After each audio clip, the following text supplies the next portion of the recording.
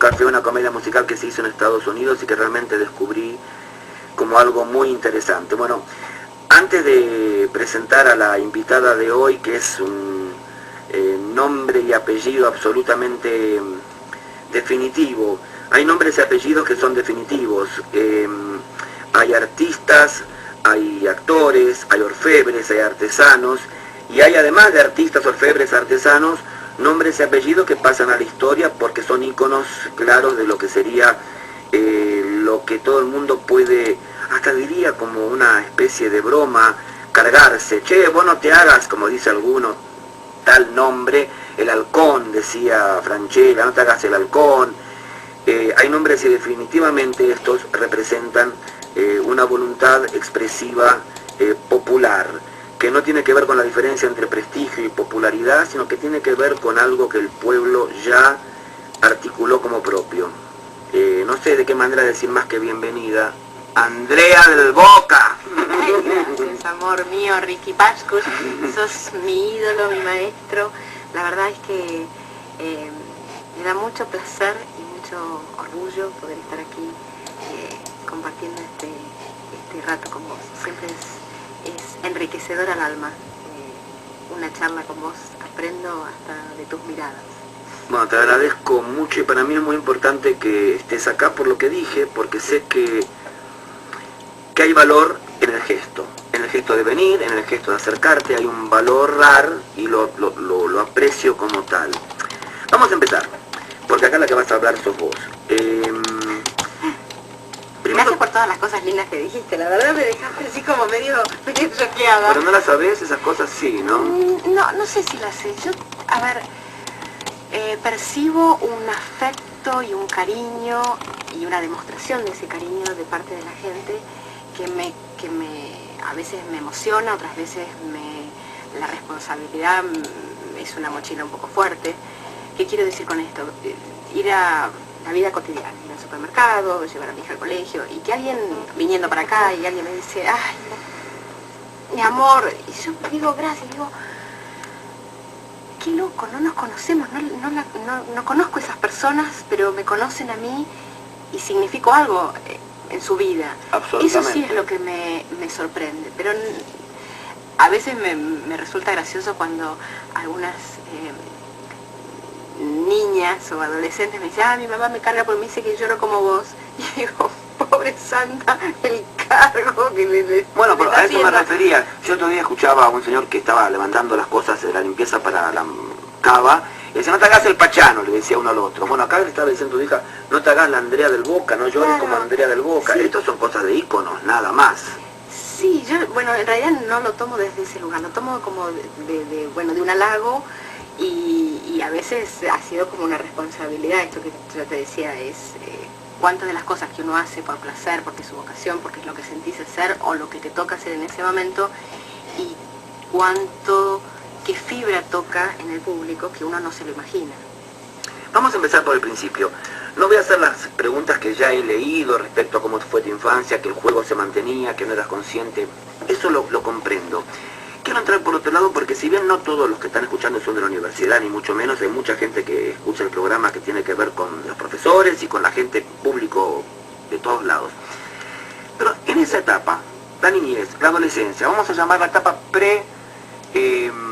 inserción en la adultez, salir a hacer las cosas de los adultos libremente, manejar el coche, en esa etapa previa a tener el carnet, votar y todo eso.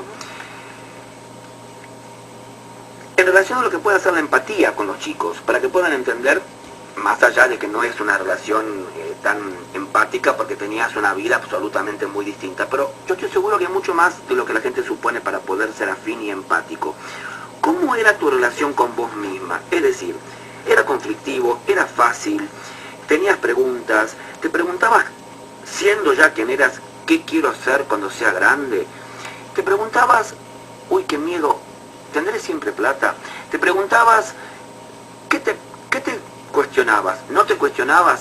Tenías lo que muchas veces la gente le preguntaba a Julio Boca, pero Julio, ¿vos cómo hacías para no tener miedo de ¿Cómo era esa etapa en relación a lo que uno imagina que no te pasaba, porque estaba todo muy regalado? ¿Estaba todo tan regalado? A ver, por un lado te cuento mi percepción de ese momento. Por supuesto. Y después de mi lectura de hoy en día. Yo empecé a los 3 años y medio, con lo cual no me daba cuenta, realmente era un juego y yo siempre fui muy inconsciente. En algún punto sigo manteniendo esa inconsciencia. En aquella época era inconsciencia e inocencia, hoy en día ya no es tanta inocencia, es más inconsciente de decir me tiro a la pileta y después me fijo si hay agua o no. O sea que había muchas cosas que no me daba cuenta lo que significaba, que era un trabajo y que había una responsabilidad detrás de ello, y que los primeros maestros fueron los actores con los que trabajaba. Milagros de la Vega, Olinda Musana, Germán Araña, Narciso Ibáñez Menta, digo, eran grandes actores, han sido grandes actores que marcaron la historia y mi historia personal, porque me enseñaron desde un lugar, desde el juego, a amar esta profesión, sin darme cuenta que era un trabajo y que era una responsabilidad. En aquella época yo quería ser bailarina, veterinaria, maestra. No me imaginaba que ese juego era una profesión. Hacia los 11, 12 años, cuando ya uno empieza a decir, bueno, a ver, ¿qué me gustaría? Cuando empecé a darme cuenta y a evaluar, decir, ¿me veo en una universidad estudiando otra cosa? No. Por consejo yo iba a un colegio de monjas, muy estricto. Y la madre superiora un día me llama y me dice, mire, la verdad, yo dije, ¿quién me caga me habría mandado? Porque no era mala alumna, pero no era buena. Era de Era como la del botón. Sí. No era líder tampoco. Y me gustaba mucho ir al colegio y el otro día me encontré, hace 2 días, el día del cumpleaños de 93 aniversario del cumpleaños de Eva Perón, me encontré con la sobrina de Eva Perón, que fue mi maestra de plástica, de 6º grado. Digo esto porque hay muchas cosas que ahora se entienden, mi admiración desde dónde viene. Y entonces yo le decía, Eva, ¿cómo eras yo? ¿Cómo me veías? Me dice, a mí me daba miedo porque, claro, vos no te dabas cuenta que venían de la secundaria, por ahí a pedirte un autógrafo o a preguntarte tal o cual cosa. Y siempre el miedo era, ¿serás feliz? ¿Tendrás una infancia normal? Y yo le decía, sí, la verdad es que yo no me acuerdo de esas cosas porque a mí me daba placer ir al colegio. Sí, por consejo de la hermana superiora, me dijo, mire, usted va a tener siempre acá su lugar para venir. Esto era el colegio Nuestra Señora de la Misericordia.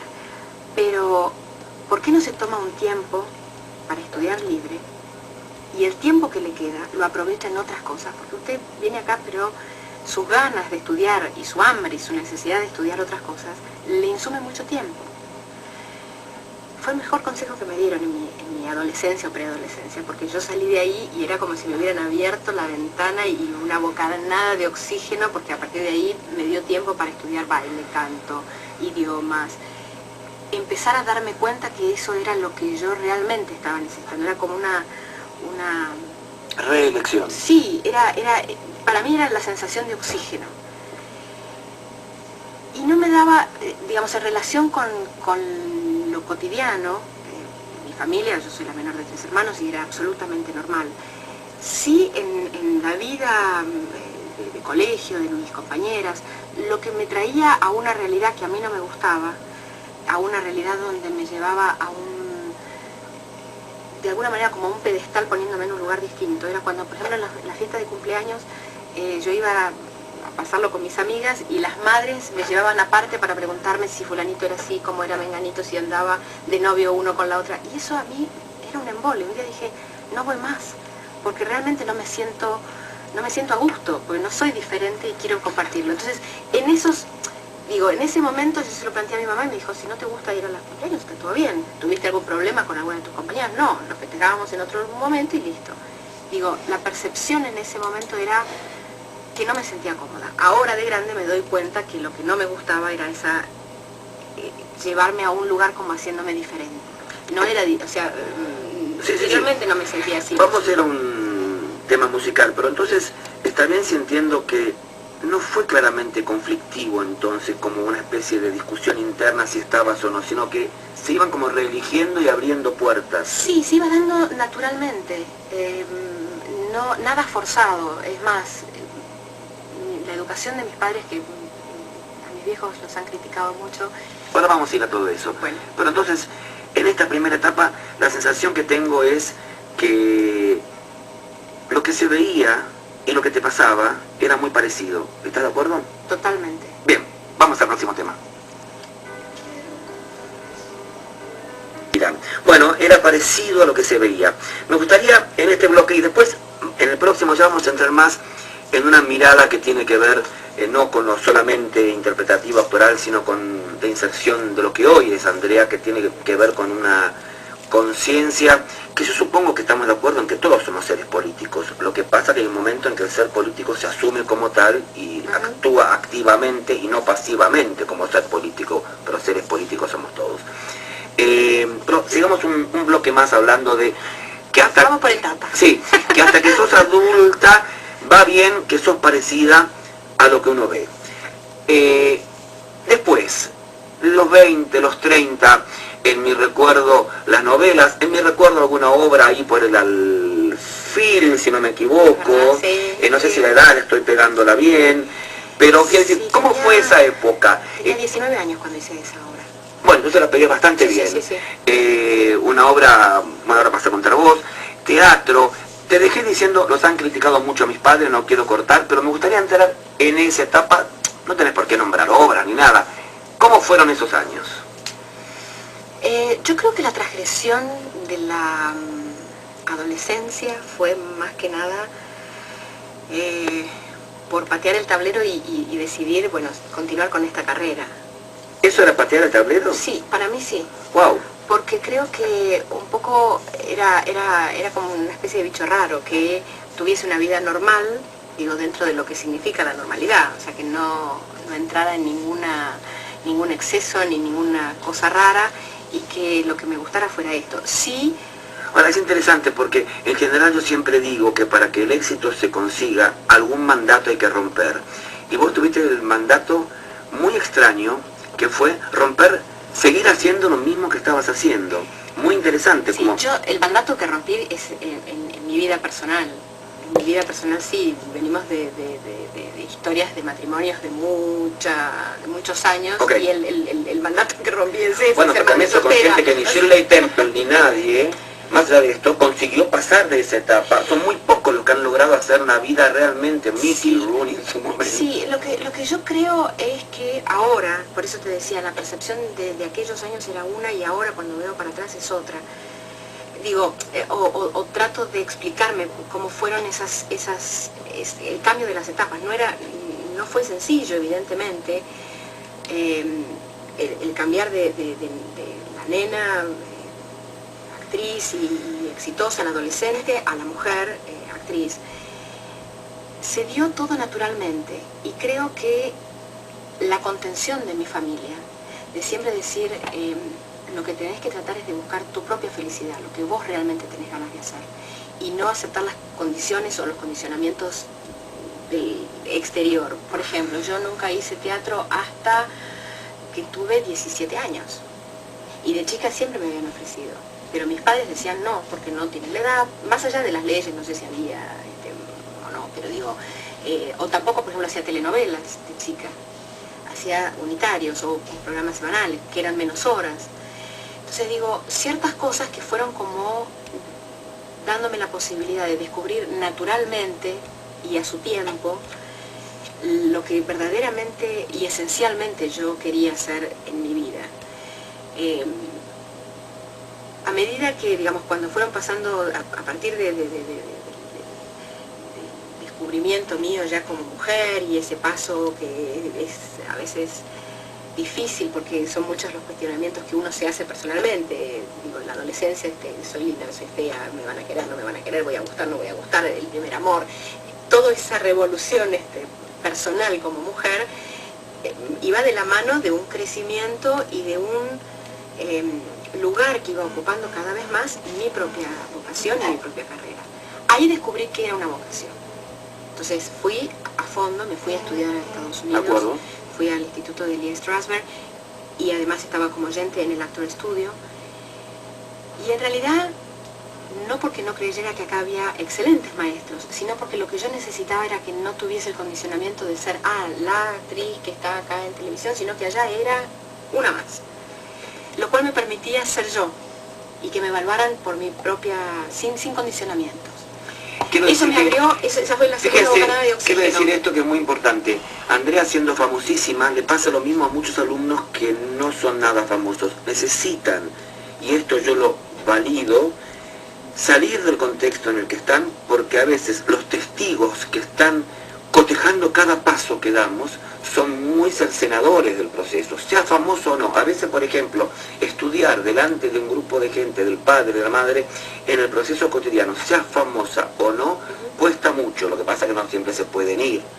Correcto. Pero no es una cosa que solamente pasa por la popularidad, como fue en tu caso, sino que conozco gente que a veces abre puertas de su comportamiento expresivo en el exterior, porque acá cierta cosa de volver a la casa o de la cotidianeidad les impide soltar amarras. Sí, y además también, digo, para las personas que somos o tenemos una cierta popularidad, hay mucho condicionamiento de afuera. Por supuesto. Como, o sea, si vas, qué sé yo, me pasa hoy en día, ya soy grande, ya tengo claro quién soy y qué es lo que quiero, pero si por ahí voy al supermercado y no estoy, o me encuentra alguien que no estoy como me ven en la tele, se sorprenden y digo, yo soy un ser humano, soy una mujer ama de casa que hago mi vida y no estoy siempre maquillada con tacos altos. Bueno, te corté con el acto estudio y que fuiste ahí.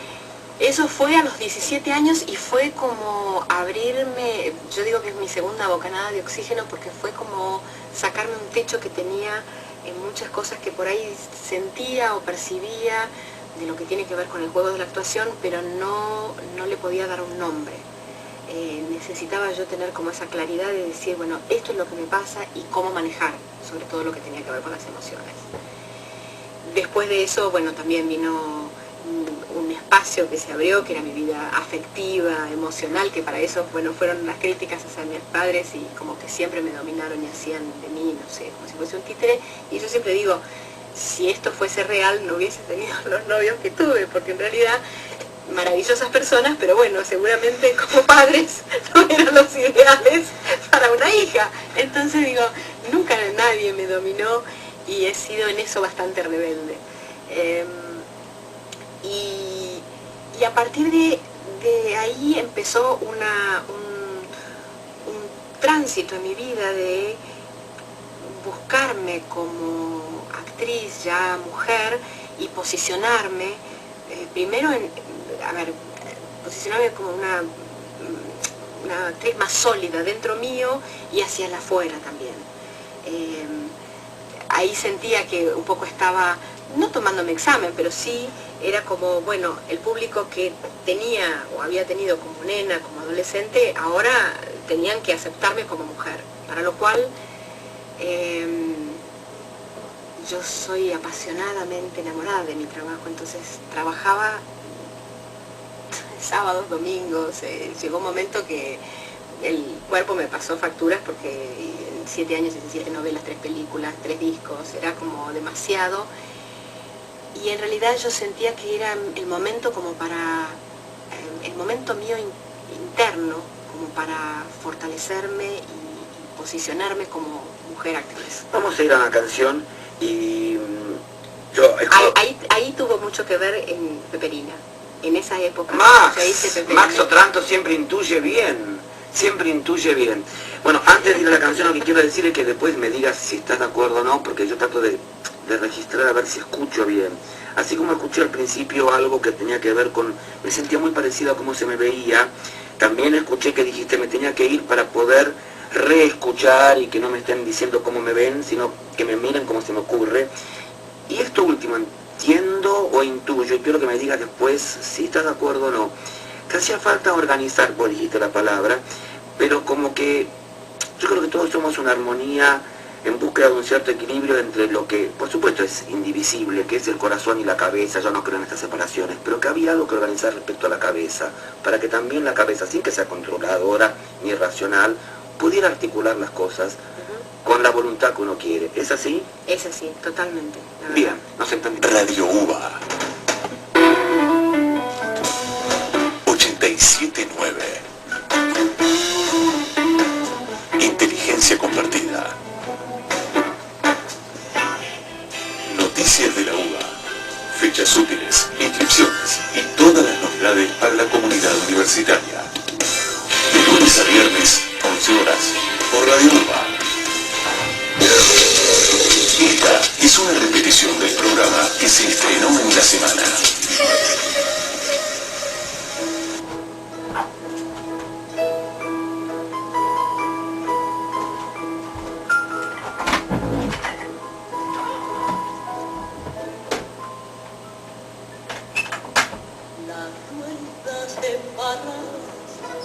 Del último organito vendrán desde la tarde buscando el arrabal con un caballo blanco y un rengo y un molino y un coro de muchachas vestidas de percal con pasos apagados en ejidas de esquina donde se mezclan luces de luna y almacén para que bailen valses detrás de la hornacina, la pálida marquesa y el pálido marqués.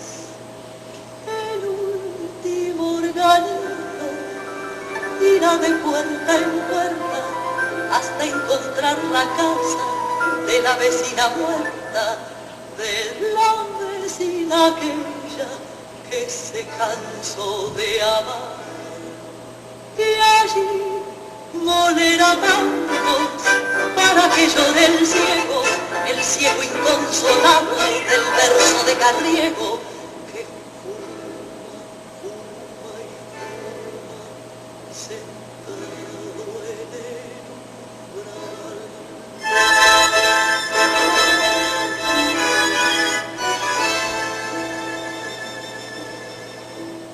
Saludarán su ausencia las novias encerradas, abriendo las persianas detrás de su canción, y el último organito se perderá en la nada, y el alma del suburbio se quedará sin voz. En Radio UBA 87.9 con la increíble, simbólica, verdadera, vital, Andrea del Boca, escuchamos el último organito cantado por una de las mujeres que para mí implica un deseo de elección. Yo la he visto ensayar en un ensayo general. Antes de hacer mi primera obra tuve la fortuna de estar viendo a Susana Rinaldi cantando en un espectáculo que hizo en el Odeón con Pepito Cibrián que actuaba y Pupo que actuaba, y Pepito Cibrián me dijo, vení a ver la obra que estoy ensayando, y escuché a Susana Rinaldi cantar y no lo podía mirar a Pepe, perdóname, pero no podía mirar a nadie más que a la genial. Es maravillosa, maravillosa. Yo me di el placer de en otra película que hice, que es un tal Funes, Funes un gran amor. Sí. Basada en un tal Funes. Ella hacía de mi madre. Y Raúl de la Torre, que era el director, dijo, elegí cuál es el tema que querés cantar. Y canto Como dos extraños, que es uno de mis amados tangos. Y siempre que la veo le digo, amé ese momento de disfrutar jugando a ser un personaje para mí muy difícil, porque era una prostituta lesbiana, alcohólica del año 40, tenía todo mi personaje, y se enfrentaba con su madre que le cantaba Como dos extraños, y era un lujo, esos lujos que uno tiene en la carrera de poder estar con alguien que tiene tanto talento. Absolutamente, y Susana pertenece también a ese grupo de personas que son nombres y apellidos y que seguramente la historia los hará vitales, va a vivir 100 años más, pero los hará vitales en sus registros.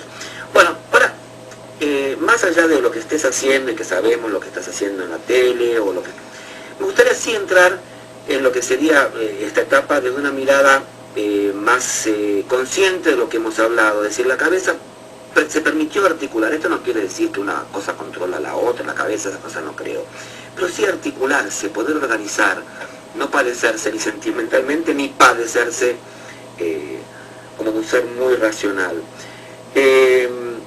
Vamos a hablar de hoy, y vamos a hablar de política, pero no de la manera que se suele hablar de política, porque me parece que no es conmigo, con la persona que vas a poder hablar mejor de política. La pregunta sería, y tiene que ver con lo primero, vamos a hablar, que vos me comentabas fuera del aire, esto, consérvate bueno, más allá de que no quiero que desaparezcas.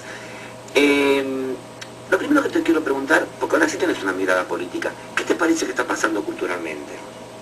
No solamente en el medio televisivo, me refiero al medio cultural, ¿no? ¿Qué querés reflexionar? Porque ahora sí va a ser una mirada, no digo política, va a ser una mirada más observadora de la realidad.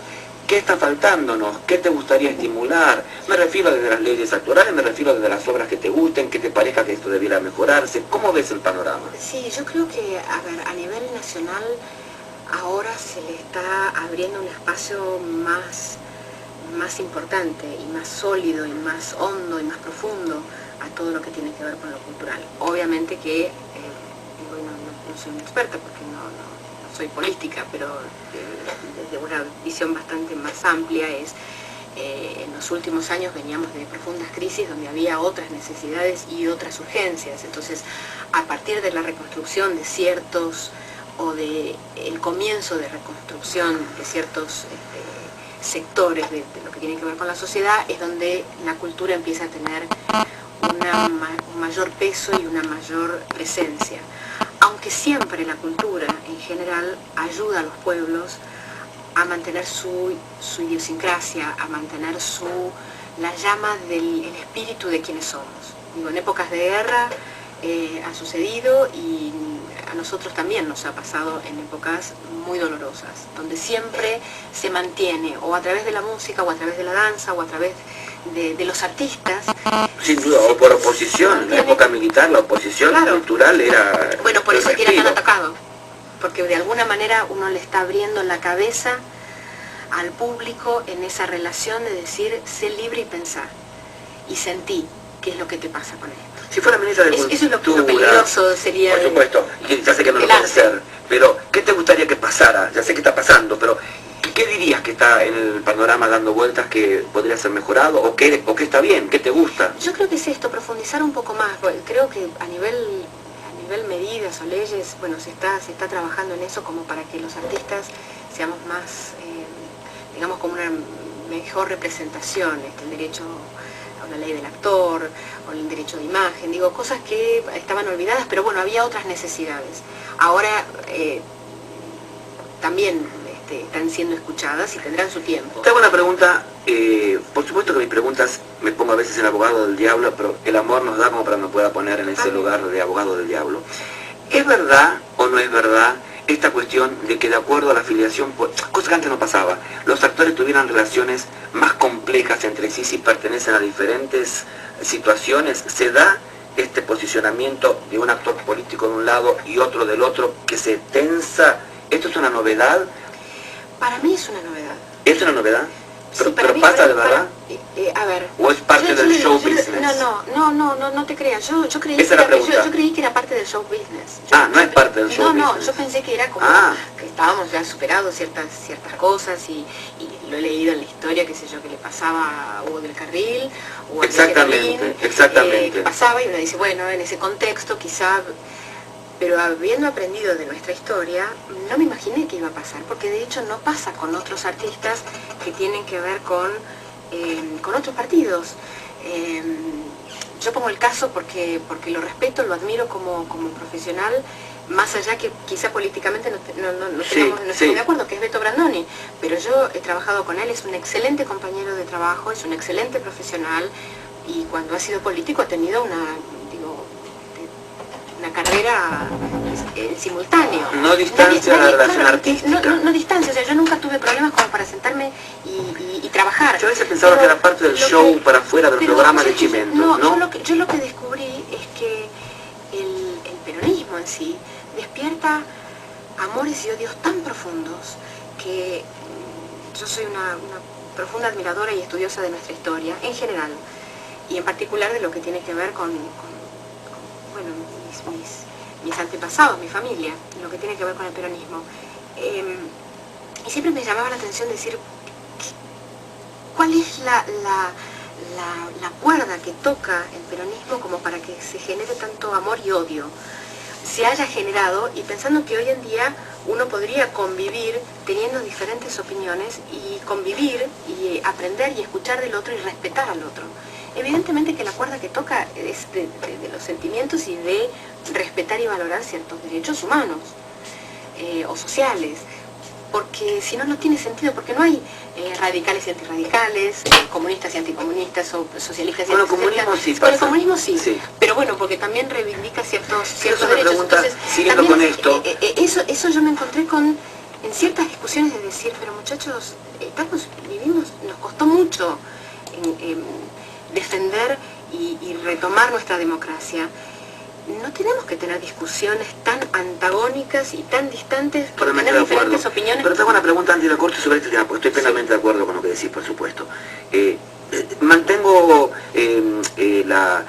me alegra saber en un punto que no es parte del show business, porque no me hubiera gustado que a los actores se presten a un show business sobre su propio pensamiento, pero tampoco me alegra... No, pero yo te cuento lo que pero, a mí me ha pasado. pero no me alegra que lo tomen tan sin la posibilidad. Pero hay una pregunta de diálogo que merece toda la situación, pero hay una pregunta que te quiero hacer, que yo siento que a veces, yo soy tuitero, así que lo digo quizás por la superficialidad de ser tuitero, no porque he leído profundamente, pero como que hubiera una discusión de las partes, ahí lo siento, de las partes, que si yo descubro que vos sos pelirroja, vos descubrís que yo soy rubio.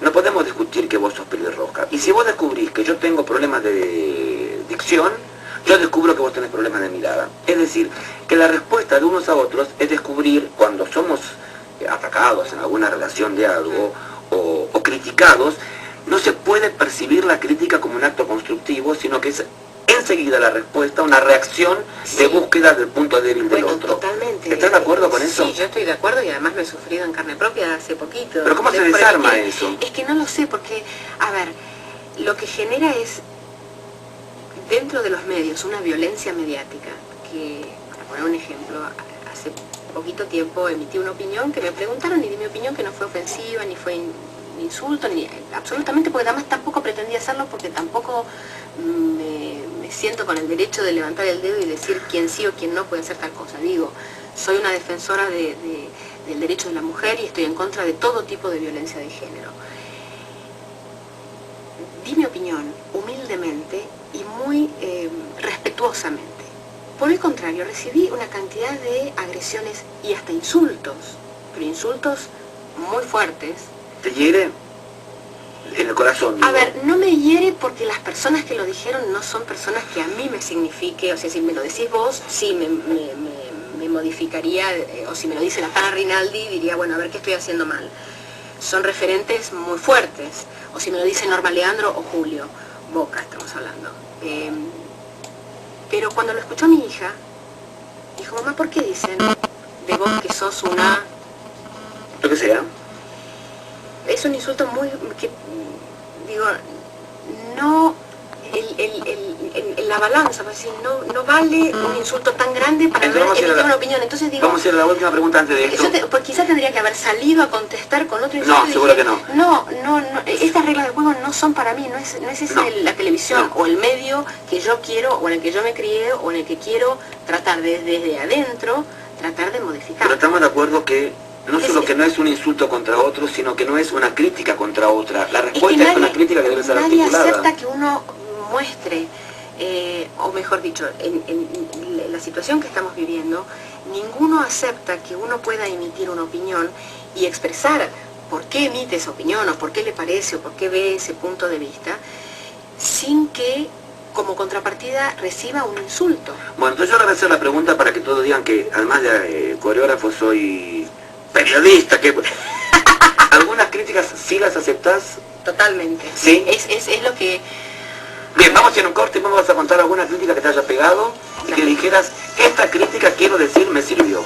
Cosa que también podamos decir que soy un gran periodista y me llamo Ricardo Luis Pascus.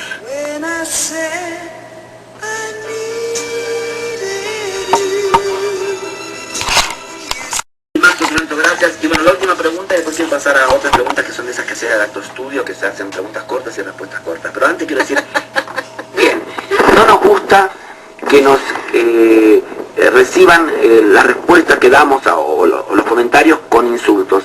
¿Qué críticas te sirvieron en los últimos tiempos? Para que la gente no me diga, pero bueno, le preguntas a ella si se banca la crítica. Sí, yo me banco la crítica cuando es una crítica con contenido, digamos, no ofensiva, no desde el insulto, sino es a ver, si tiene que ver con mi trabajo, no me gustó por este motivo, para lo cual me sirve para evaluarme, a ver si estoy bien o si estoy mal, o qué es lo que tengo que trabajar, cuál es la mirada del otro, porque, a ver, cuando lo que tiene que ver también en la vida, pero en el trabajo uno se expone y vos ves una parte, lo que vos estás viviendo por dentro, pero vos no sabés qué es lo que estás transmitiéndole al otro. Entonces hay ciertas, o las miradas del otro te hace crecer como para decir, bueno, evidentemente que lo que yo estoy tratando de contar lo estoy pudiendo transmitir o no, y qué es lo que tengo que modificar en consecuencia. Entonces, desde el público, desde una persona desconocida hasta lo que yo digo mis maestros de la vida, o sean mis padres, o seas vos, o me llame, no, a veces me da cosa dar nombres, pero bueno, ya los he dicho, Susana Rinaldi el otro día me encontré una cosa y me dijo, vi tal cosa y me encantó, y digo, son las personas que a veces uno quisiera pasar más tiempo. La crítica es a mí como persona, que a veces no me da el tiempo la vida como para encontrarme más seguido y nutrirme, porque yo siento que es una inyección de energía, de potencia, de abrirme la cabeza y el corazón también. Vamos a ir a las preguntas cortitas tipo acto estudio. Lo primero que se te ocurra, ¿qué te interesa del teatro? Puedes hablarme de obras, de que hayas visto, de lo que hayas hecho, 3 o 4 cosas que quieras decir del teatro.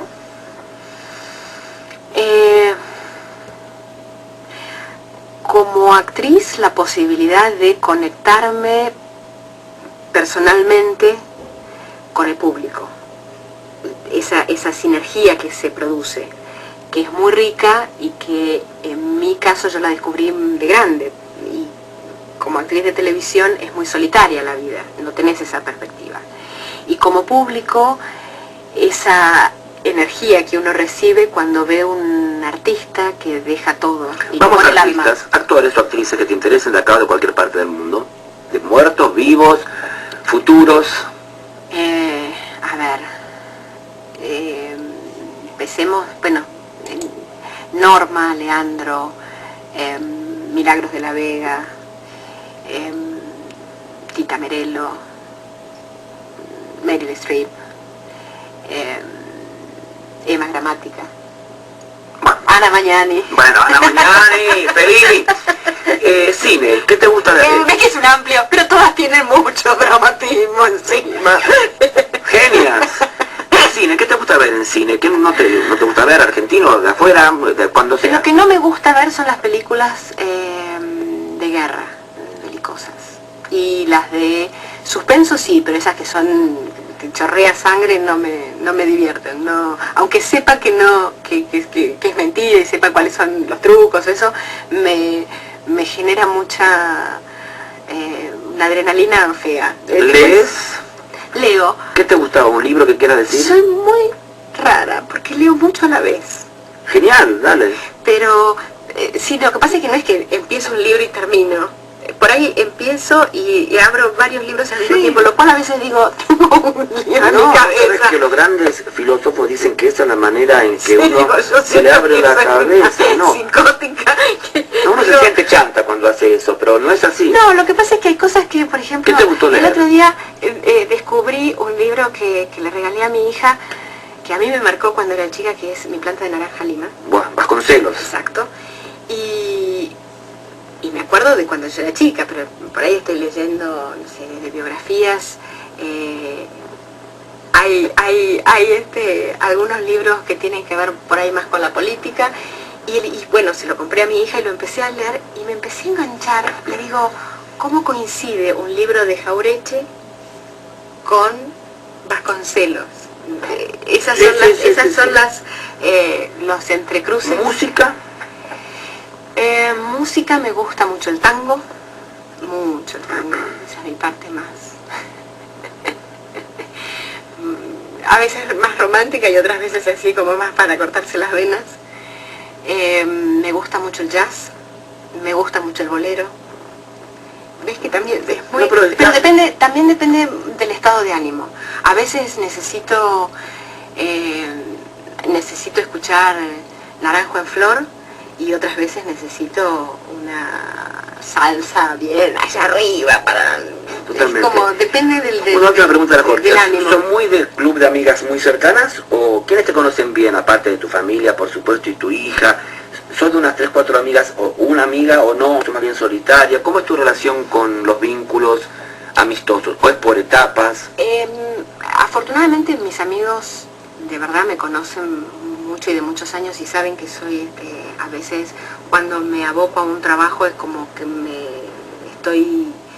necesito bucear y profundizar mucho en eso, entonces necesito como un espacio que no es que deje el vínculo, sino que necesito esa concentración.